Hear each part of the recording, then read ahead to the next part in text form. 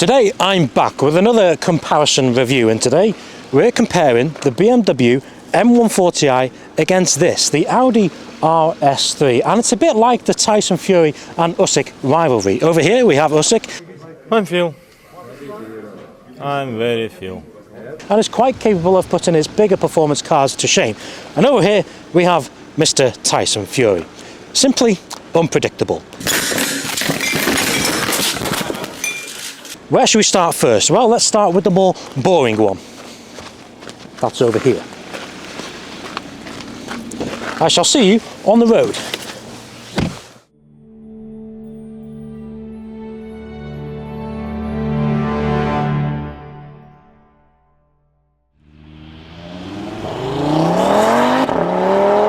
So first, let's understand why you'd buy this, the RS3. Well, you've got its quattro system, so you've got plenty of grip when you put your foot down. And I think it sounds better than the M140i, in my opinion. And the fact that it's a proper, full-fat Audi RS car, which is one downfall about the M140i. It's not a proper M. And in terms of price, these are more expensive. This is a 2017 model that I'm driving here, and you can pick these up for around £27,000. I mean, considering what you get, the package-wise, I'd be pretty happy. Now let's talk about the gearbox. The RS3 uses a 7-speed dual-clutch transmission, so straight away I can tell you the RS3 has the better gearbox in terms of drivability. Now the 140 uses a torque converter, so in terms of smoothness I think the 140 is better there. However though, for a more engaging experience from the RS3, second into third, bang, third into fourth, bang, no delay. You're not getting that from the 140. So I think in terms of drivability, the RS3 has a far more superior gearbox. Okay, so what about the drivability of the car? Well, let's up the speed, which isn't going to be a problem in the RS3. Now we've got the gearbox in manual mode, and we're going to test out the cornering capabilities and what it's like at high speeds. First corner here, you stick it in. It provides you with real good confidence knowing the fact you're going to come out the other side thanks to its all-wheel drive system. We've got some tight bends coming here. We're going to test out the brakes, and they're so responsive. I can tell you now they work better than the 140. And do you know what? I'm having a lot of fun here. Nice, another tight bend here. Ooh, I can feel a bit of understeer there, but I'm not going to push this car hard enough to really get scared by it. But there's no way I could drive the 140 as hard as I just did then. Now I think both cars matches the brand's personality very well. Now the RS3 has the 5-cylinder engine which originated from its rallying days, which is a nice touch. And when you put your foot down, it makes a very nice noise, better than the M140i. But what about the M140i? Well, let's get in it and find out. So what makes the M140i stand out? A lot. There's that much in fact where I think you can't really compare the two cars because they're so different, and it's going to come down to personal preference. But this obviously has a 3-litre inline-6 engine, better known as the B58, which sends all its power to the rear wheels. Now I've just come from the RS3 straight into this, and one thing I can tell you straight away is the driving position is different. I'd say the driving position of the 140 is more driver engaged than the RS3. That's my opinion.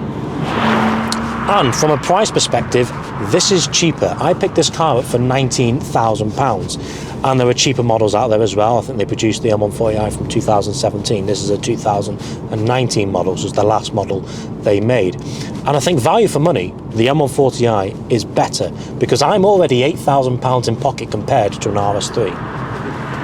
Now the gearbox isn't as good as the RS3, especially if we're talking in terms of a standard M140i.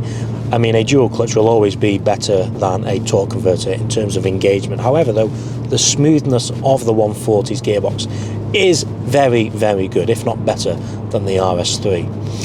But remember, I've got £8,000 to spend on this before you can probably even compare the two cars. So what I did, I went to go and see Tom Wrigley and Mike Ball. They gave me a gearbox tune, and now it's much more engaging. Second into third here, if it doesn't spin, it will spin. Now it bangs into gear. It's very good, it's very quick, especially on the downshifts here. So now it's much more engagement. However though, I'd still take the Audi's gearbox in terms of engagement.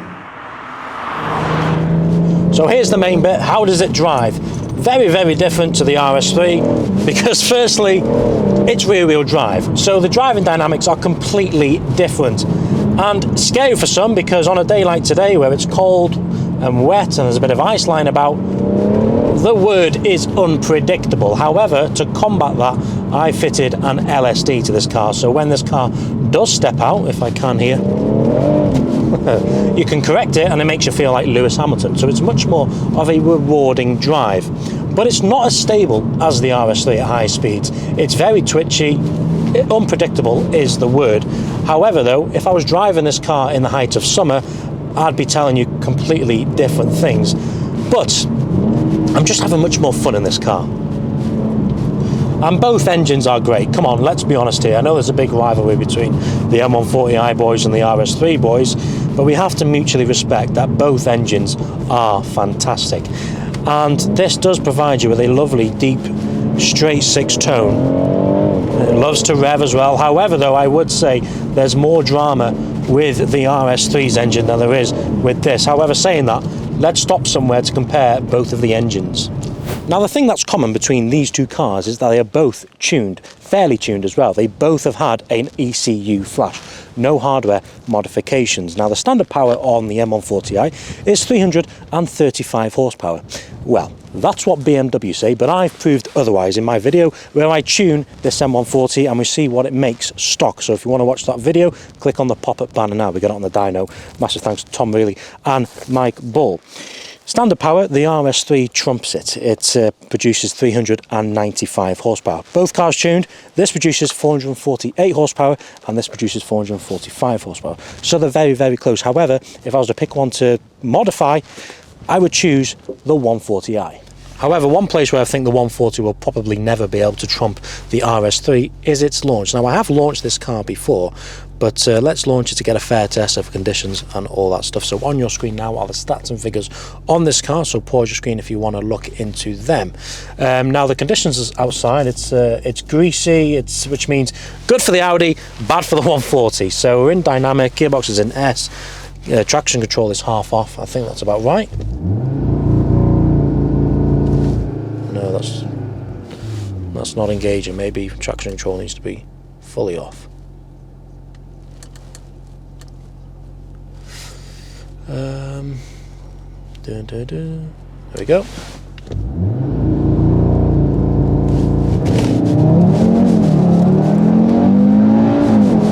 Fantastic launch. 3.3 seconds. There's no way the 140 will ever be able to get close to that, especially in these conditions. I don't think the 140 will get sub 5 seconds. That's my prediction. That's so fast. That's so fast. We don't need to go again. Anyway, it's time for the 140's launch. Okay, do not expect this to be anywhere near as quick as that RS3, but on your screen now are the stats and figures on this car. So pause your screen if you want to look into them. So how am I going to launch this? This isn't very good at launching, especially on a day like today.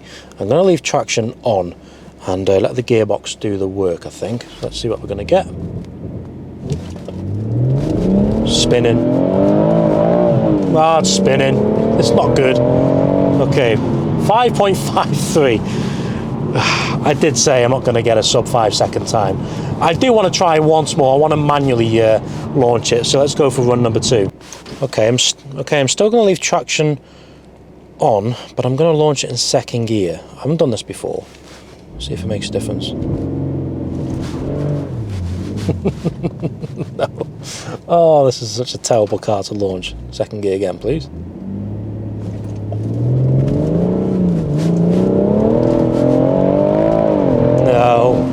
That was worse. I don't even know what we got there. 5.1. Oh, better than I thought. I reckon there is a sub 5 second time there, but I'm not going to try it because it's just such a horrible car to launch in bad conditions. Back to the review.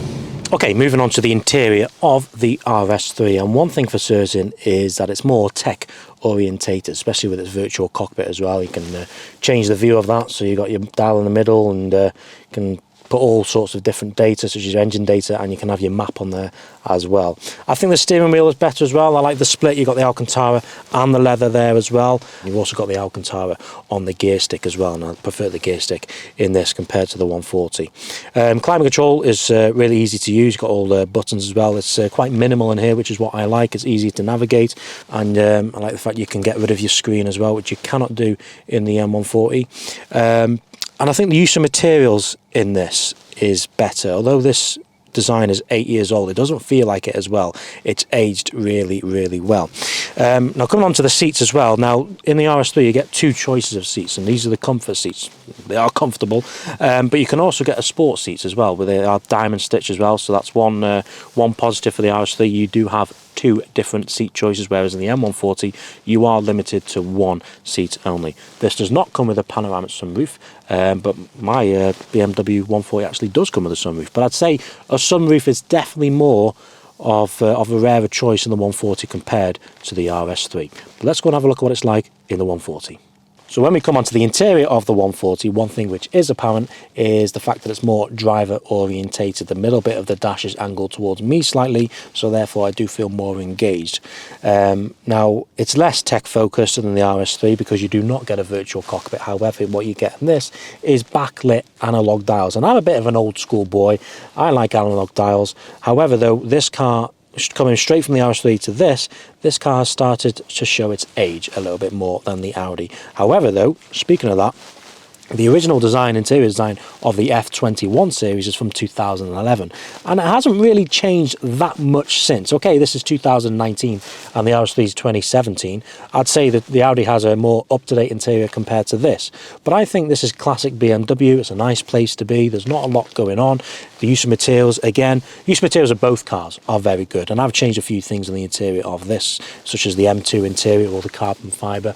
I like the fact it's got a sunroof as well, but I think I like the engagement feel of the 140, but I think the premium feel of the RS3 is more superior. Now let's turn our attention to the front design of both cars. I do think both cars look really well. However, I think the RS3 has better street cred. I think it's got more of a presence. However, let's talk about the 1 Series. Angel lights, I think the natural stance of the 1 Series looks good, especially with the M Sport, because you've got the angel lights. However, with the 140, you've got these canards down here. Take them away, it's just a standard 1 Series. And the RS3 has a specific bumper design. You've got the honeycomb grille, you've got the RS3 badge, you've got the Quattro badge. And the owner of this car put a splitter on, looks very well as well. I prefer the lights on the RS3 as well. Whereas this is a specific RS car. With the 1 Series, I feel as if BMW's just put a B58 in it because they could have put those on and just called it an M140i.